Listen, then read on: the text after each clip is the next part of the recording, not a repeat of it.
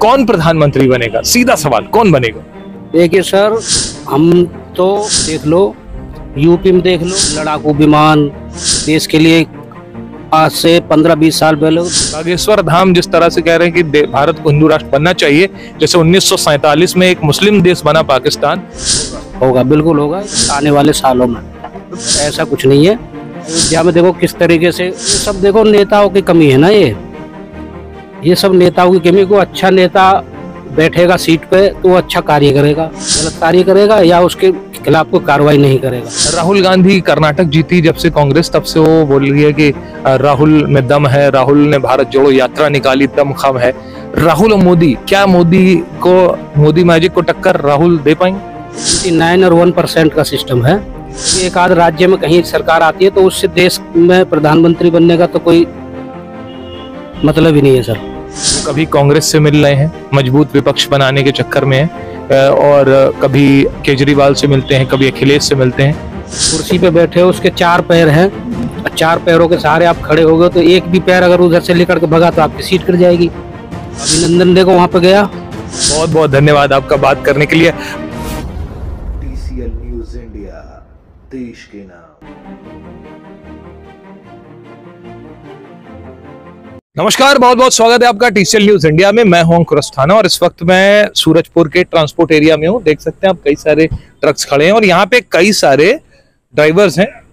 उनसे आज जानने की कोशिश करूंगा कि 2024 में कौन बनेगा प्रधानमंत्री। प्रधानमंत्री मोदी ही बनते हैं या फिर विपक्ष में कोई चेहरा है, वो बताएंगे। क्योंकि ये शहर बदलते हैं, राज्य बदलते हैं, तो कहीं ना कहीं राय भी जानते हैं। तो हमारे सामने एक ट्रक ड्राइवर भाई हैं। क्या नाम है भाई आपका? जी, सोनू कुमार। सोनू भाई, कहाँ गाड़ी चलाते हो? नोएडा में या फिर? नोएडा, गुड़गांव, हरियाणा, रुद्रपुर और हरिद्वार, बस इधर ही मेरठ वगैरह में इधर चलते हैं। अच्छा, आप लोग एक ट्रक ड्राइवर हो, गाड़ियां चला रहे हो, सामान को, माल को ढोते हो। क्या क्या माल मतलब ढोते हो?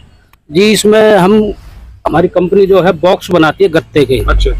AC वगैरह के, फ्रिज के, मोबाइल वगैरह के, बस वही सप्लाई करते हैं। वो सप्लाई करते हो। अच्छा, एक चीज ये है कि आप राज्य बदलते हो, जगह बदलते हो, शहर बदलते हो, लोगों के साथ कहीं चाय की दुकान में बैठ गए, कहीं खाने पीने के भोजनालय में बैठ गए, तो बातें और चर्चा तो राजनीतिक होती होंगी ना? बिल्कुल होती है सर, होती है। तो अच्छा, क्या लगता है 2024 में लोकसभा चुनाव है, कौन प्रधानमंत्री बनेगा? सीधा सवाल, कौन बनेगा?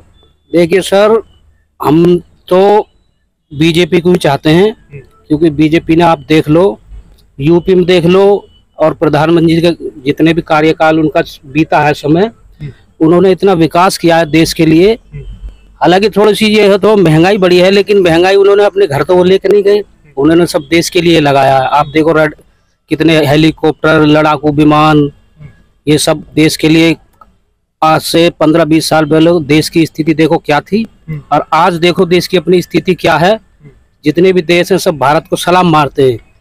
तो सर, इन्होंने कहीं ना कहीं देखो अच्छा काम किया है, तभी तो सब ये हुआ। तो हम तो ये चाहते हैं सर कि बीजेपी की सरकार बने और नरेंद्र मोदी जो हैं यही प्रधानमंत्री रहें। अच्छा, कर्नाटक चुनाव के नतीजे देखे आपने? कांग्रेस ने बीजेपी को हराया, उसके बाद से विपक्ष जोश में आ गया है। वो कह रहा है कि लोकसभा में दिखाएंगे कि मोदी जी को क्या होगी उनकी वैल्यू, और बीजेपी को पता लग जाएगा क्या होगा। जनता आ रही है।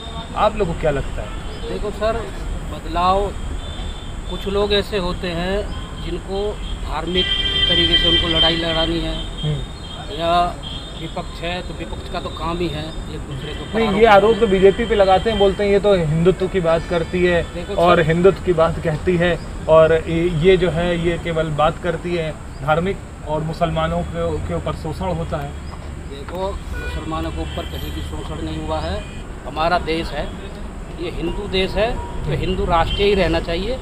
बाकी ये मजहबी लोग जो है, ये आज देखो वहाँ पे किसी की लड़की जा रही है, उसका करके बलात्कार कर दिया, ये कर दिया। अच्छा, केरला स्टोरी मूवी देखी आपने? नहीं। केरला स्टोरी मूवी पर बड़ा विवाद चल रहा है। इसमें ये कहा जा रहा है कि विशेष धर्म को टारगेट किया गया। नहीं सर, देखो मैंने वो फिल्म तो देखी नहीं है।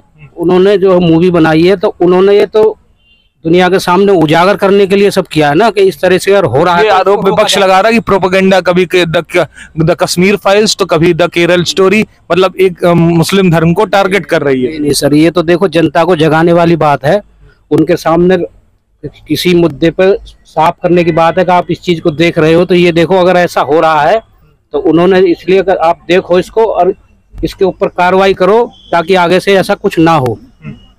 अच्छा, तो मतलब आप बागेश्वर धाम के, आपने हिंदू राष्ट्र की बात कही, बागेश्वर धाम जिस तरह से कह रहे हैं कि भारत को हिंदू राष्ट्र बनना चाहिए, जैसे 1947 में एक मुस्लिम देश बना पाकिस्तान, वैसे हमें भी हिंदू राष्ट्र, अपना हिंदू देश बनाना चाहिए, हिंदू राष्ट्र। बिल्कुल सर, बिल्कुल बनाना चाहिए और मैं तो कहता हूँ बनना ही चाहिए। और ये शायद देखो अभी आने वाले सालों में देखना ये ऐसा होगा, बिल्कुल होगा। ये हिंदू देश है, ये हिंदू राष्ट्र घोषित होगा और यहाँ पे राम राज्य आएगा, राम राज्य आने वाले सालों में। विपक्ष कहता है राम राज तो केवल राम को बदनाम किया जा रहा है। नहीं नहीं सर, ऐसा कुछ नहीं है। देखो अभी अयोध्या में देखो किस तरीके से राम मंदिर का कितनी बढ़िया तरीके से, कितनी जल्दी उसका विकास हो रहा है, वहाँ पे कार्य किया जा रहा है। ये इससे पहले सरकार तो और भी आई थी, उन्होंने तो इसके ऊपर कोई एक्शन नहीं लिया, इन्होंने क्यों लिया एक्शन? मतलब एक ऐसे बागेश्वर बाबा ने कहा कि ऐसा जगह जहां पर हिंदुओं की आबादी 80% है, फिर भी उन्हें 500 साल तक राम मंदिर के लिए इंतजार करना पड़ा। तो ये सब देखो नेताओं की कमी है ना, ये सब नेताओं की कमी। को अच्छा नेता बैठेगा सीट पे तो वो अच्छा कार्य करेगा, जो गलत बैठेगा वो उसी तरीके से गलत कार्य करेगा या उसके खिलाफ कोई कार्रवाई नहीं करेगा। अच्छा, एक चीज और पूछना चाहूंगा, राहुल गांधी कर्नाटक जीती जब से कांग्रेस, तब से वो बोल रही है कि राहुल में दम है, राहुल ने भारत जोड़ो यात्रा निकाली, दमखम है। राहुल और मोदी, क्या मोदी मैजिक को टक्कर राहुल दे पाएंगे? ये तो बिल्कुल नहीं है, ये तो 99 और 1% का सिस्टम है, वो तो 1% है। आप यूपी में देख लो, अभी इलेक्शन हुए हैं ये, इसमें क्या देखो कांग्रेस तो दूर दूर तक नहीं थी।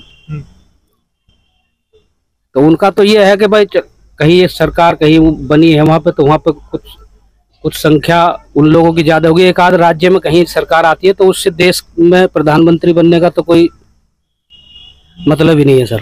देखिए, नीतीश कुमार जो बिहार के मुख्यमंत्री हैं, वो कभी कांग्रेस से मिल रहे हैं, मजबूत विपक्ष बनाने के चक्कर में है, और कभी केजरीवाल से मिलते हैं, कभी अखिलेश से मिलते हैं। नीतीश कोशिश में लगे हैं मोदी को टक्कर देने की। क्या नीतीश की ये प्लानिंग आप लोग को क्या लगता है चल जाएगी?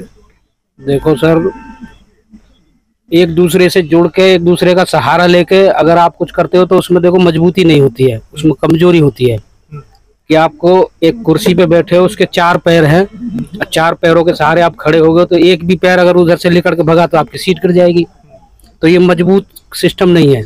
अच्छा, मोदी के कोई ऐसे काम बताइए जिससे आपको लगा कि हाँ मोदी के टक्कर का कोई नहीं अभी। देखो सर, मोदी ने तो सारे ही कार्य ऐसे किए हैं, आप लगा लो। देखो पाकिस्तान में जब हमारे जवान मरे थे 44, उसके बाद एक्शन अगर मोदी के अलावा कोई और होता तो वो एक्शन लेते नहीं। अभिनंदन देखो वहां पे गया, उन्होंने एक्शन लिया तुरंत, पाकिस्तान हाथ जोड़ के खड़ा हो गया, भैया अपने आर्मी जवान को पकड़ो, क्योंकि उनको पता पड़ गया था कि इधर से तो एक्शन हो गया है, पूरा हमला होने ही वाला है और इनके सामने तुम्हारा वजूद कुछ है नहीं, खाली आप इस्लाम है हमारे पास, ये है इस्लाम इस्लाम, ये सब झूठे झगड़े हैं, उससे कुछ नहीं होता। तो मोदी ने तो देखो सारे कार्य सही किए। आप देखो कोविड में कार्यकाल कैसा रहा मोदी? कोविड में देखो बहुत बढ़िया कार्यकाल रहा।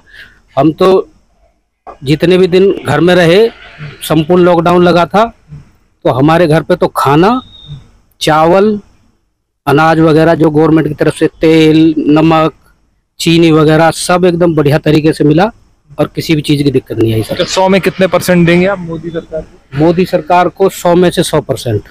चलिए, बहुत बहुत धन्यवाद आपका बात करने के लिए, आपने कीमती समय दिया। देखिए, ये ट्रक ड्राइवर थे भाई, जा रहे थे और मैंने इनसे बोला कि भाई 2 मिनट रुकिए और 2024 का ओपिनियन पोल मैं ले रहा हूं, आपसे बात करना चाहता हूं, तो इन्होंने समय दिया। बहुत बहुत धन्यवाद। धन्यवाद। जय श्री राम।